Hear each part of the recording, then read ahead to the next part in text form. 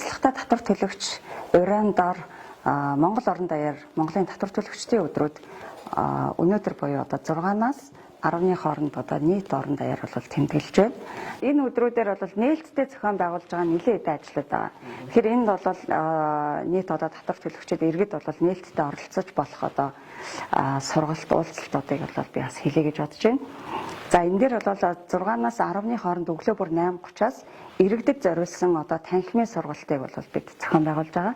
За энэ нь бол зөвхөн одоо хувь хүний орлогын албан татврын хуультай холбоотой иргэн одоо яаж тайлан гаргахын, хэдэн татвар төлөхээ, баримт яаж олохын гэх мэтчлэн одоо манай татрын улсын байцаагч нар бол бүгд нэг бүрчлэн одоо тулж одоо ингэж сургалт явуулж зөвлөгөө ийм ажил байгаа. Тэгээ энэ дээр бол иргэд маань бас нээлттэй оролцож болно.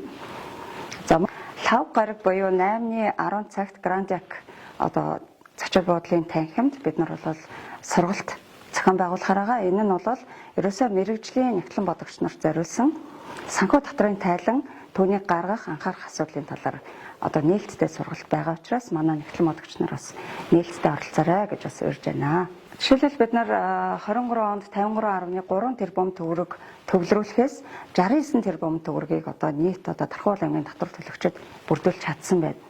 Одоо тэгвэл 2024 онд бидний төлөвлөсөн одоо татврын төлөлгөө бол 70 тэрбум төгрөг болж өссөн.